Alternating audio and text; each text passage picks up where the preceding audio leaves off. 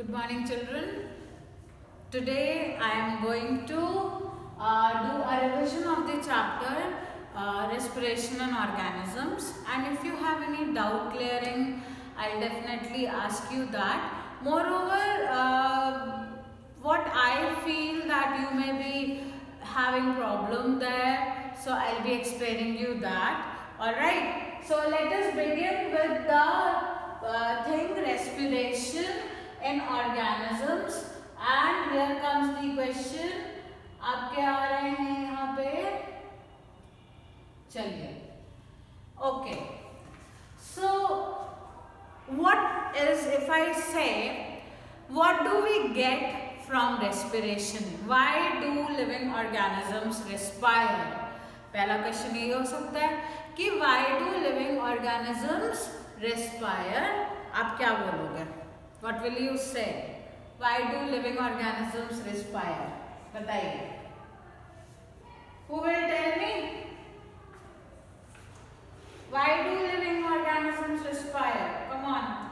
You can raise your hand. Very good. Okay. Rituraj, you can tell. Why do living organisms respire?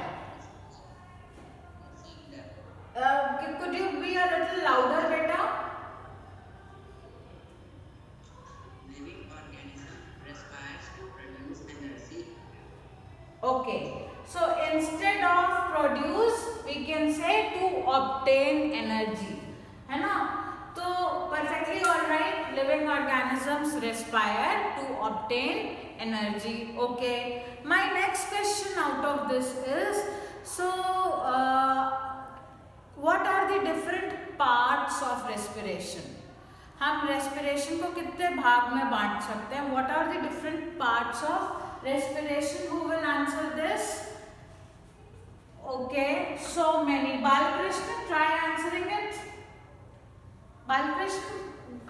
There are two parts of respiration, anaerobic respiration and No, that is types of respiration. अभी हम वहाँ बाद में आएंगे. I am asking you what are the different parts of respiration. हमने types नहीं पूछा है. गर्विका? Ma'am, different parts of respiration are of three types: external, internal, and cellular respiration. Fine. अगर मैं सिर्फ इतना बोलूँ कि respiration means we can divide it into two parts, है ना? तो can anyone tell me what are the two parts I am talking about? Abhinav Jaiswal, what are the two parts of respiration I am talking about? Inhalation and exhalation. That is the breathing. Okay. Ravikant, try answering it. Please repeat question. What are the parts of respiration? हम कह सकते हैं कि respiration में ये होता है और ये होता है और ये दोनों मिला के complete respiration होता है. What can we do? Respiration is divided into two parts: inhalation and exhalation. No, wrong. Breathing and cellular respiration. Very good, Rituraj. Excellent. Respiration can be divided into two parts: breathing and cellular respiration. Now comes the breathing, that inhale and exhale. है ना? जब हम air लेते हैं जो कि oxygen rich है, we call it inhalation, and when we exhale the air which is rich in carbon dioxide, then we call it exhalation. So there are two processes of breathing. Breathing के भी दो हिस्से होते हैं, inhalation and exhalation. And what happens in the cellular respiration? Who can tell me? What happens in the cellular respiration? कौन बोलेगा? Raise your hand. Attendees कम होते जा रहे हैं. 26 हो गए. क्या बात है? उत्कर्षी, गर्विका, very good. आप सोचो कि cellular respiration में क्या होता है? What I, nobody will open the mic. Keep your mics off. Harshita, Abhinav. What happens in case of cellular respiration? Harshita, give it a try. Harshita? Now Harshita will not speak. Yes. Okay, speak Harshita. What happens in cellular respiration? बेटा copy खोल कर नहीं बोलना Harshita. I am so sorry. Arhan, you answer this.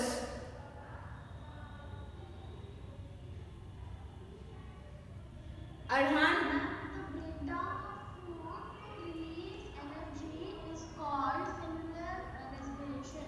very good, very good. This is the simplest language you can speak about what is cellular respiration. Anybody else would like to use some technical words into it? Utkarshi, bolo beta. Anybody please try to put some technical words. Breakdown of food with the release of energy in the cells of Same. Okay, fine. आप same answer ही दे रहे हो. Actually it is the oxidation of glucose to release energy. ठीक है, तो आपको ये क्वेश्चन लिखनी आनी चाहिए, है ना. अब अगर मैं बोलूं कि इक्वेशन है, ठीक है, चलिए पहले हम लोग देखते हैं कि कितने टाइप्स के रेस्पिरेशन होते हैं, है ना. पार्ट्स मतलब अलग है, टाइप्स या काइंड्स का मतलब अलग है. So what are the different kinds of respiration? Who can tell me? Garvika बोलो. ओके, शांशी से किसके बाद आप? Through the skin, through air holes, and through gills. नहीं, ये तो दूसरी चीज चली गई. What I am asking you, please try to understand the question. What are the different types of respiration? if we हम ये नहीं पूछ रहे what are the different ways of respiration, तरीके. हम पूछ रहे हैं कितनी तरह के रेस्पिरेशन होते हैं. बात समझ में आ रही है? What are the different kinds और types? Yes, aerobic and anaerobic. Now who will explain me what is aerobic respiration? What is aerobic respiration? Not Garvika, अभी आप हो गए. Okay, Shreyanshi Singh, you are raising hand for the first time. Shreyanshi.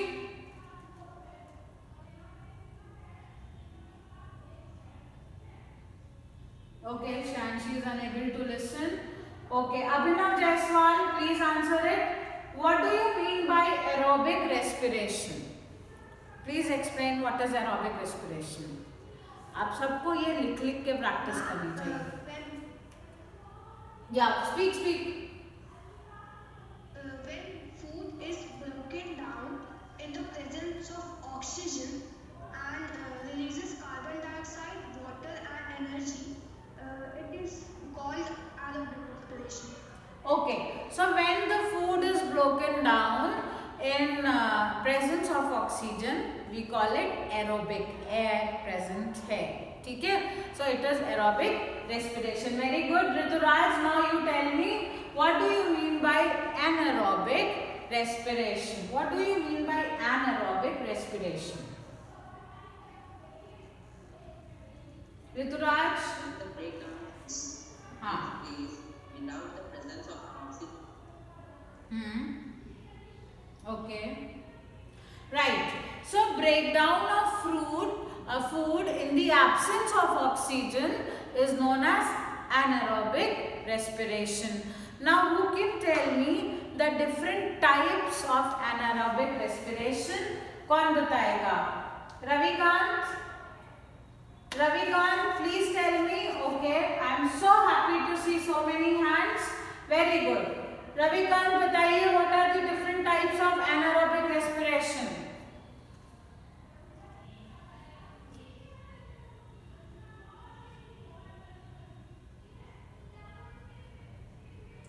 Ravikant, beta, can you hear me? No. Okay. कौन बोलेगा? अभिनव बोलो, चलो.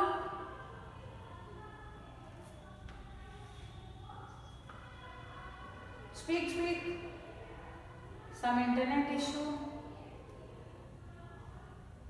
Okay. Harsh. अभिनव की आवाज तो नहीं आ रही है. You try speaking Harshita and then Shyanshi. What are the different? Yeah, speak. And first is oxygen, second is carbon dioxide.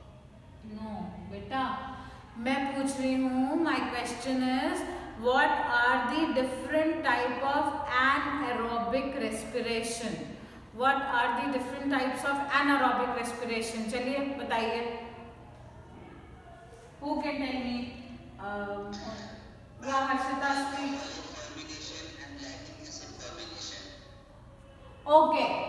Okay, very good. Yes, two types.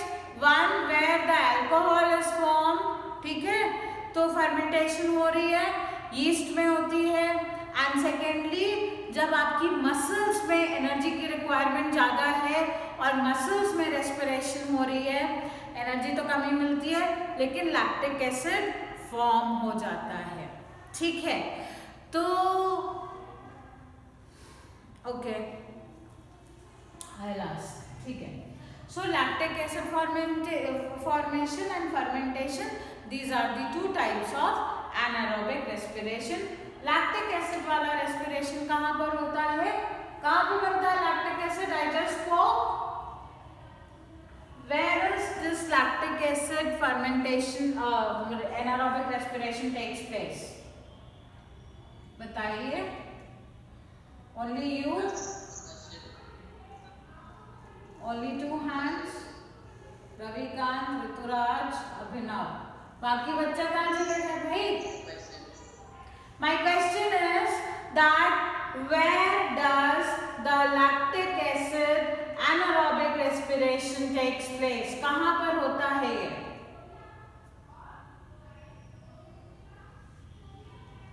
उत्कर्षी, speak. Muscle cells. Very good. It takes place in the muscle cells. All right. Now we will see first of all that how does the inhalation and exhalation takes place. ये सारा हम लोगों ने पढ़ लिया. ठीक है, अब हम लोग ब्रीदिंग रेट आपको पता ही है ना? ओके, ये भी आपको पता है. चलिए पहले रेस्पिरेटरी सिस्टम को समझते हैं कि होता क्या है. It is a kind of revision, I am explaining it again. हमारा जो रेस्पिरेटरी सिस्टम होता है, इसमें ये होता है हमारा nasal passage. This is the oral cavity, यहाँ से शुरुआत होती है. देन दिस विंड पाइप, उसको हम लोग बोलते हैं फेरिंक्स. वो आगे चलकर एक पाइप ही होता है, लेकिन उस पाइप में कार्टिलेजिनस रिंग्स होती हैं और उसको हम लोग ट्रैकिया बोलते हैं. रिंग्स क्यों होती है? क्योंकि आप बलून समझ लो, ठीक है. बलून से आप हवा निकाल लोगे वो चिपक जाएगी, और अगर उसी बलून में आप अंदर रिंग्स फंसा दोगे तो अगर हवा निकलेगी भी तो वो बिल्कुल नहीं स्क्वीज करेगा. ठीक है. So nature has very beautifully created trachea, जिसमें कि कार्टिलेजिनस रिंग्स पड़ी होती है. मैं आपको एक्स्ट्रा इन्फॉर्मेशन दे रही हूँ. Many of you might be appearing into some Olympiads, so you need to know about it. So this is the pharynx, trachea. Trachea has cartilaginous rings. Purpose क्या है cartilaginous rings का? कि जब भी हवा तो बराबर आ रही है, निकल रही है, बट इन केस सांस अगर आपने रोक ली है तो ऐसा ना हो कि स्क्वीज कर जाए, कोलैप्स कर जाए. ठीक है. तो just to avoid that nature has put cartilaginous rings. ये ट्रैकिया आगे जाके है ना ब्रोंकाई होता है, वो आपको पढ़ने की जरूरत नहीं है, बट ये छोटे छोटे पाइप्स में जाते हैं. और हमारी बॉडी में सेंट्रल कैविटी में 2 लंग्स हैं. लंग्स की जो यूनिट होती है उसको बोलते हैं एल्वियोलाई. और एल्वियोलाई में they are richly supplied by with the blood capillaries. तो गैसियस एक्सचेंज जो हो रहा है वो यहाँ पे कैपिलरीज और एल्वियोलाई के बीच में होता है. ठीक है. तो लंग्स किस चीज के बने होते हैं? What is the unit of lung? The unit of lungs is the alveoli. ठीक है. Unit of lungs is alveoli, और they are richly supplied with the blood. Plus ये पूरा सिस्टम, लंग्स के पास ही हार्ट भी होता है, बट ये हम रेस्पिरेटरी सिस्टम की बात कर रहे हैं, so we can show only lungs. Lungs are very soft, है ना, बलून्स ही तो है, बहुत सॉफ्ट फ्लैश है, उनको प्रोटेक्ट करना बहुत ज़रूरी है. तो nature has beautifully created endoskeleton, और एंडो मतलब जो इनसाइड है, एक्सो मतलब जो बॉडी के बाहर है. तो जो एंडोस्केलेटन में एक रिब केज है, और इस रिब केज का मेन काम क्या है? It protects the internal organ. तो इस बॉडी के टॉर्सो हिस्से में बेसिकली ऊपर upper part of the body में रिब केज है हमारा. इसमें क्या है पढ़ रहा है? इसमें आ रहा है आपके lungs, heart, part of liver, ये सब को प्रोटेक्ट कर रहा है रिब केज. ठीक है. इस रिब केज के नीचे में एक मस्कुलर रूफ है. ठीक है. इस पूरे सिस्टम को एक मस्कुलर मेम्ब्रेन है, मस्कुलर रूफ भी कई कई क्वेश्चन में कर देते हैं, तो फॉर गॉड सेक आप कंफ्यूज मत होइएगा. ठीक है. मस्कुलर रूफ, मस्कुलर मेम्ब्रेन, है ना, ये सबका क्या मतलब है? Diaphragm. What does it mean? It means diaphragm. तो diaphragm in association with the rib cage and lungs actually performs breathing. ये जितनी बातें मैं बोल रही हूँ वीडियो में भी रिकॉर्ड हो रही हैं, आप प्लीज प्लीज प्लीज ध्यान दीजिएगा, क्योंकि अगर आप ध्यान नहीं दोगे, इन्हीं में से मैं क्वेश्चन पूछ लूंगी, फिर आप चकरा जाओगे, है ना. तो ध्यान दीजिए, pay attention. This muscular roof, muscular membrane in association with the rib cage and lungs performs the function of breathing. Breathing, inhalation and exhalation. तो भाई सुन लो, पूरा का पूरा रेस्पिरेटरी ट्रैक्ट ही एक्चुअली इन्वॉल्व होता है. भाई नॉस्ट्रल से ब्रीथ करोगे या मुंह से ब्रीथ करोगे, है ना, और फिर आएगा कहाँ से? विंड पाइप यानी फेरिंग से, ट्रैकिया से होता हुआ लंग्स में आ रहा है. ठीक है. तो दिस होल सिस्टम, इनका पर्पस क्या है? They perform breathing. Breathing is a very important part of the respiration, क्योंकि काफी लोग दम घुटने से मर जाते हैं, है ना. तो दम घुट रहा है मतलब क्या हुआ? सफोकेशन हुआ. क्या हुआ? आपकी हवा रोक दी गई, आप सांस ले नहीं पाए, ब्रीद ही नहीं कर पाए, इनहेलेशन एक्सहेलेशन नहीं कर पाए, और जितनी तो लंग्स को जो पूरी की पूरी साइकिल ही डिस्टर्ब हो गई, पूरा सिस्टम ही डिस्टर्ब हो गया, है ना. तो ये फंक्शन है, ये परफॉर्म करते हैं, और this is your respiratory system. Now I am asking you question that what happens in case of inhalation में? बेचारा रिब केज कहाँ जाएगा, डायफ्राम कहाँ जाएगा? तो आप मुझे बताने वाले हैं कि what happens in case of inhalation. चलिए कौन बताएगा? उत्कर्षी. ओके. मुझे रिब केज और डायफ्राम की फंक्शनिंग चाहिए. ठीक है. माइक नहीं कोई ऑफ करेगा, मैं पूछूंगी वही बोलेगा. ओके. दिव्या दीपक पाटिल, आप चलिए आंसर करिए. What happens in case of inhalation?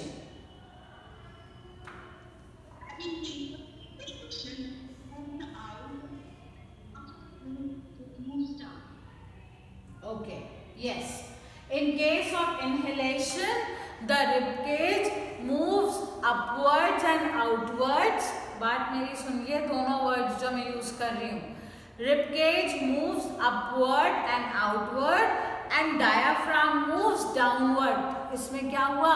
Chest cavity में, लंग्स में बहुत जगह बन गई और हवा अंदर आ गई, सक कर ली गई. ठीक है. What happens in case of exhalation? Arhan, speak. In case of exhalation, the air is forced out, the diaphragm moves up, and the ribs come back. Backwards and downwards. हम दोनों शब्दों का इस्तेमाल करेंगे. You should be knowing the meaning of both the words, right? now very good. Let us see this with the help of a diagram, and if we move it, yes, look at this. This is mechanism of breathing in human beings. आप को मैं task दे रही हूँ, अभी देती हूँ थोड़ी देर में. ये देखिए, एयर इज ड्रॉन इन, कैसे? Ribs move out and upward and diaphragm moves downward. Chest cavity में जगह बढ़ गई and the breathing took place. ठीक है, यहाँ पर क्या हो रहा है? एक्सहेलेशन में diaphragm, the roof of the chest cavity moves upward and ribs move backwards and inwards. क्या हुआ? कैपेसिटी कम हो गई, हवा बाहर निकाल दी गई. This is the process of breathing. Excellent. I am very happy that you are clear with this. Now, ये सब वही है. क्या बेटा? ऑक्सीजन का? हाँ, ऑक्सीजन का एक ही फंक्शन होता है, ऑक्सीडाइज द फूड. बस फूड का ऑक्सीडेशन करना है, एनर्जी निकालनी है. तो ये आप बड़ी क्लासेस में जाएंगे, आप पढ़ेंगे. It's a very long cycle. आपको समझ, मतलब you will be shocked to know, बाप रे इतने सारे इवेंट्स होते हैं एक सेल के अंदर में. You will be absolutely shocked. So we need to look after this machine which God has given us, and it's a highly sophisticated, top quality machine. You have to take care about it, otherwise you know it starts paying you back. आपने परेशान किया, ये भी आपको परेशान करेगी. चलिए, एक चीज और होती है, ये मुझे कौन बताएगा? कार्बन डाइऑक्साइड वाला टेस्ट. कार्बन डाइऑक्साइड टेस्ट में लाइम वाटर हमने लिया और स्ट्रॉ से उसमें एक्सेल किया, लाइम वाटर टर्न मिल्की. तो ये who can tell me why this is happening and how this is happening? Okay, Utkarshi, speak. No, Utkarshi. Rituraj. Okay, Rituraj, speak. बोलो, बोलो बेटा.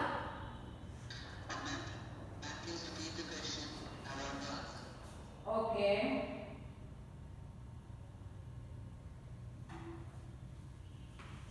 My question is this.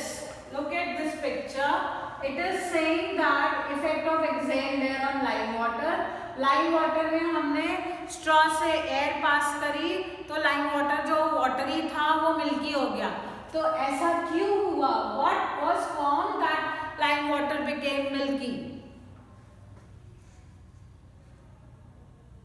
Because when we breathe out and the air is rich in carbon dioxide, which turns the lime water into calcium carbonate. Excellent. Clap. Yes. Lime water is calcium oxide. जब हमने उसमें carbon dioxide डाला, blow किया, lime water became calcium carbonate and the color of calcium carbonate is milky. So this is a sure test of that exhaled air is rich in carbon dioxide. Okay children, so now I am giving you a homework, or right now you please start doing it. You draw the diagrams of the respiratory system without opening the book. मैंने आपको बहुत अच्छे से समझाया है अभी. आप respiratory system draw करिए और आप ब्रीदिंग मैकेनिज्म के दोनों डायग्राम ड्रॉ करिए, inhalation and exhalation. Right? So till then, till we meet tomorrow again, thank you very much and do study. Science is very interesting. Mostly it is because this is happening inside you and outside you, all around you. That is why science as a subject is very interesting. Have a seeking mind, be ready to learn. आपको अभी पता ही नहीं है, जब आप respiration की Krebs cycle पढ़ोगे class 11th में जाकर, you will be shocked. OMG हो जाएगा कि इतने सारे इवेंट्स होते हैं, है ना? तो it's very interesting to know what is happening inside your body. So with this thought, take very good care of your machine. You are the one who can take good care of your machine, nobody else, right. Mummy papa बोलते रह जाएंगे बेटा बादाम खा लो, गाजर खा लो, fast food मत खाओ। आपको डिसाइड करना है कि आप अपनी मशीन को हेल्दी फ्यूल दे रहे हो या अपनी मशीन को आप कंटामिनेटेड फ्यूल दे रहे हो। आपकी बाइक होती है, आपकी कार होती है, क्या आप उसमें कचरे वाला पेट्रोल डालते हो? नहीं, आप उसमें अच्छे से अच्छा पेट्रोल फ्यूल डालते हो ना। तो ये भी आपकी मशीन है, इसको अच्छा खाना दीजिए, अच्छा फ्यूल दीजिए।